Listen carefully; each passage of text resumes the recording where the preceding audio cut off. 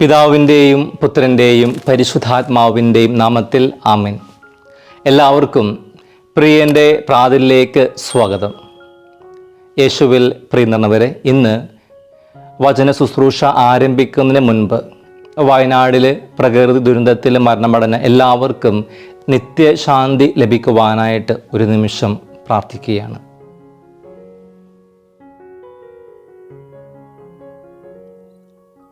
ഈ കഴിഞ്ഞ ദിവസം കോഴിക്കോട് രൂപത അധ്യക്ഷൻ വർഗീസ് പിതാവിൻ്റെ കൂടെ ദുരിത മേഖല ക്യാമ്പ് ഞാൻ സന്ദർശിക്കുകയുണ്ടായി. ഹൃദയം നുറുങ്ങുന്ന വേദനകൾ പങ്കുവയ്ക്കുന്നവരെയാണ് അവിടെ ഞങ്ങൾ കണ്ടുമുട്ടിയത്. വളരെ വേദനാജനകമായ അനുഭവങ്ങളാണ് പലരും പങ്കുവച്ചത്. എന്നേറെ ദുഃഖത്തിൽ ആഴ്ത്തിയത് 10 അംഗങ്ങളുള്ള ഒരു കുടുംബത്തിൽ അവശേഷിക്കുന്ന ഒരു 17കാരൻ്റെ നിർവികാരമായിട്ടുള്ള മുഖമാണ്. അവനൊഴികെ ആ കുടുംബത്തിലെ ബാക്കി 9 പേര് മരിച്ചു. അവൻ്റെ ആ നിർവികാരമായിട്ടുള്ള മുഖം ഇപ്പോഴും എൻ്റെ മനസ്സിലൊരു വലിയ നൊമ്പരമായിട്ട് നിലകൊള്ളുകയാണ്. പലരും പറയുകയുണ്ടായി, രാത്രി ഒരുമിച്ച് കിടന്ന ഞങ്ങളിൽ പലരും ഇന്നില്ല. സത്യം പറഞ്ഞാൽ അവരെ ആശ്വസിപ്പിക്കുവാനായിട്ട് വാക്കുകൾ കിട്ടിയില്ല. മനസ്സിലൊരു വലിയ നൊമ്പരം പേറിയാണ് അന്ന് ചുരമിറങ്ങിയത്. പ്രളയത്തിന് ശേഷമുള്ള ഒരു വലിയ പ്രഹരമായിരുന്നു ഈ തവണത്തെ പ്രകൃതി ദുരന്തം. കേരള ചരിത്രത്തിലെ തന്നെ ഒരു മഹാ ദുരിതമായിരുന്നത്. ഒരു വലിയ വേദനയായിട്ട് ഇതിന്നും നമ്മുടെ മനസ്സിൽ കുടികൊള്ളും. ഈ നൊമ്പരങ്ങളെല്ലാം കർത്താവിനെ കാഴ്ചവെച്ചുകൊണ്ട് വചനപ്രഘോഷണം ഞാൻ ആരംഭിക്കുകയാണ്. കഴിഞ്ഞ ഞായറാഴ്ച നമ്മൾ വായിച്ചു കേട്ട യോഹന്നാൻ്റെ സുവിശേഷം 6-ാം അധ്യായത്തിലെ വചനത്തിൻ്റെ തുടർച്ചയാണ് ഈ ഞായറാഴ്ച നമ്മൾ വായിച്ചു കേട്ടത്. ഒരു വെബ് സീരീസ് പോലെ ഇനിയുള്ള ഞായറാഴ്ചകളിൽ ഈ വചനഭാഗത്തിൻ്റെ തുടർച്ചയായിരിക്കും നമ്മൾ വായിച്ചു കേൾക്കുക. വിശുദ്ധ കുർബാനയെക്കുറിച്ചുള്ള യേശുവിൻ്റെ ഏറ്റവും മനോഹരമായിട്ടുള്ള പ്രബോധനമാണ് തുടർച്ചയായി വരുന്ന ഈ വചനഭാഗങ്ങൾ നമുക്ക് കാണുവാനായിട്ട് സാധിക്കുക. വിശുദ്ധ കുർബാനയെക്കുറിച്ചുള്ള യേശുവിൻ്റെ പ്രബോധനമാണ് യോഹന്നാൻ്റെ സുവിശേഷം 6-ാം അധ്യായം മുഴുവനും നമുക്ക് കാണുവാനായിട്ട് സാധിക്കുക. കഴിഞ്ഞ ഞായറാഴ്ച നമ്മൾ വചനത്തിൽ കാണുകയുണ്ടായി, ജനങ്ങൾക്ക് ഭക്ഷിക്കുവാൻ വേണ്ടി ഈശോ അപ്പം വർദ്ധിപ്പിക്കുന്നതായിട്ട്. ഈ ഞായറാഴ്ച നമ്മൾ വീണ്ടും കാണുക, അതേ ജനം ഭക്ഷിച്ച് തൃപ്തരായതിനു ശേഷം ഈശോയെ അന്വേഷിച്ച് വരുന്നതായിട്ടാണ്. അവർ യേശുവിനെ അന്വേഷിക്കുവാൻ കാരണം അപ്പം വർദ്ധിപ്പിച്ചതിൻ്റെ അത്ഭുതം കണ്ടിട്ടാണ്, വയറ് നിറഞ്ഞതുകൊണ്ടാണ്. യേശുവിൻ്റെ ഈ വാക്കുകളിൽ ഇത് വ്യക്തമാണ്. വചനത്തിൽ നമ്മൾ വായിക്കുന്ന യോഹന്നാൻ 6:26 യേശു പ്രതിവചിച്ചു, സത്യം സത്യമായി ഞാൻ നിങ്ങളോട് പറയുന്നു, അടയാളങ്ങൾ കണ്ടതുകൊണ്ടല്ല, മറിച്ച് അപ്പം ഭക്ഷിച്ച് തൃപ്തരായതുകൊണ്ടാണ് നിങ്ങൾ എന്നെ അന്വേഷിക്കുന്നത്. തീർച്ചയായും മനുഷ്യൻ്റെ അടിസ്ഥാന ആവശ്യങ്ങളൊന്നാണ് ഭക്ഷണം. ഞാനത് നിഷേധിക്കുന്നില്ല. എന്നാൽ യേശുവിൽ അവർ കണ്ടത് ഒരു അത്ഭുത പ്രവർത്തകനെയാണ്, മിശിഹായല്ല, ദൈവപുത്രനായിട്ടുള്ള ക്രിസ്തുവിനെയല്ല, മറിച്ച് അവരുടെ ആവശ്യങ്ങൾ നിറവേറ്റി തരുന്ന ഒരു അത്ഭുത പ്രവർത്തകനെ മാത്രം. യേശുവിനെക്കുറിച്ച് അവർക്ക് അത്ര മാത്രമേ അറിവും അനുഭവവും ഉണ്ടായിരുന്നുള്ളൂ. യേശുവിൽ ദൈവപുത്രനെ, ദൈവത്തെ അവർ അത്ര ചെറുതായിട്ടാണ് കണ്ടത്. യേശു പ്രവർത്തിച്ച അപ്പം വർദ്ധിപ്പിക്കൽ അടയാളം അവരിൽ ദൈവികമായിട്ടുള്ള ചിന്തയ്ക്ക് ഒരു സ്ഥാനവും നൽകിയില്ല. ഇതിനു മുൻപ് യേശു പ്രവർത്തിച്ച അടയാളങ്ങൾ യോഹന്നാൻ 2-ാം അധ്യായത്തിലെ കാനായിലെ കല്യാണം, യോഹന്നാൻ 4-ാം അധ്യായത്തിലെ രാജസേവകന്റെ മകൻ്റെ സൗഖ്യം, ഇവയെല്ലാം കുറേയധികം ജനത്തെയും ശിഷ്യന്മാരെയും വിശ്വാസത്തിലേക്ക് നയിച്ചു. എന്നാൽ ഈ ജനത്തിൽ മാത്രം വലിയ മാറ്റങ്ങൾ സംഭവിച്ചില്ല. അതിനാൽ തന്നെയാണ് ഈശോ തൻ്റെ കൂടെ ആയിരുന്ന ഈ ജനക്കൂട്ടത്തെ കുറ്റപ്പെടുത്തുവാനായിട്ടുള്ള കാരണം.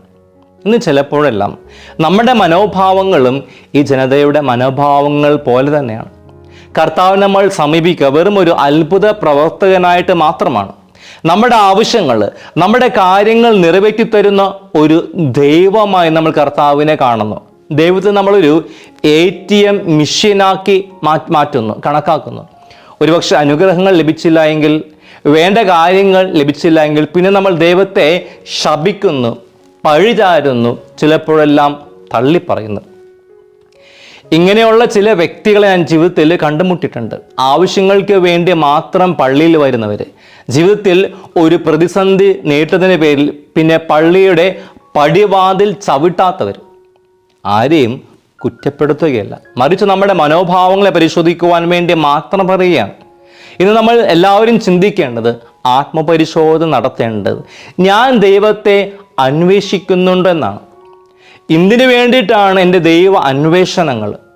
വചനഭാഗത്ത് നമ്മൾ കണ്ടുമുട്ടുന്ന ജനത്തിൻ്റെ ദൈവ അന്വേഷണം പോലെ ആകരുത് നമ്മുടേത്, മറിച്ച് അവിടുത്തുള്ള സ്നേഹത്തെ പ്രതി ആയിരിക്കട്ടെ നമ്മുടെ ദൈവ അന്വേഷണം.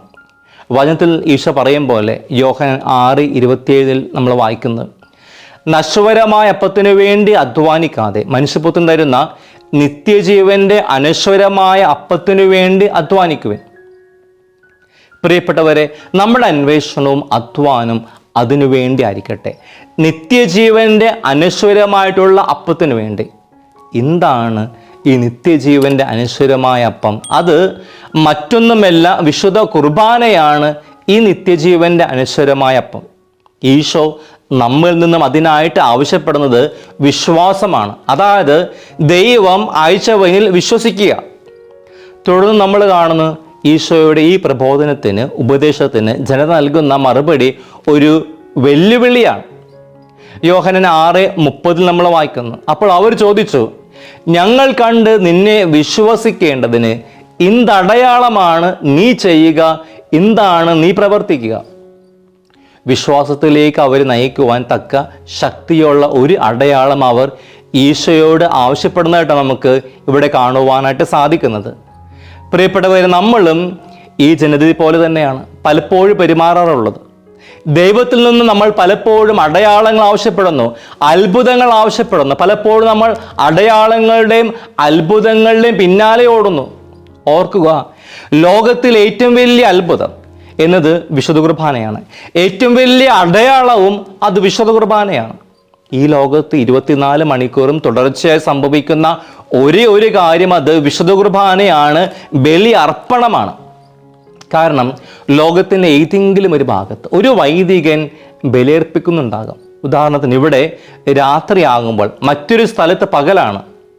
ഈ കാലചക്രത്തിൻ്റെ ക്രമീകരണം ഞാൻ വിശ്വസിക്കുന്നു ദൈവത്തിൻ്റെ ഒരു പദ്ധതിയാണ്, ഒരു അത്ഭുതമാണ്. പ്രിയപ്പെട്ടവരെ, ഏറ്റവും വലിയ അത്ഭുതമായ അടയാളമായ വിശുദ്ധ കുർബാനയിലെ യേശുവിൻ്റെ സജീവമായിട്ടുള്ള സാന്നിധ്യത്തെക്കുറിച്ച് സംശയിക്കുന്ന പലരും ഇന്ന് നമുക്ക് ചുറ്റുമുണ്ട്.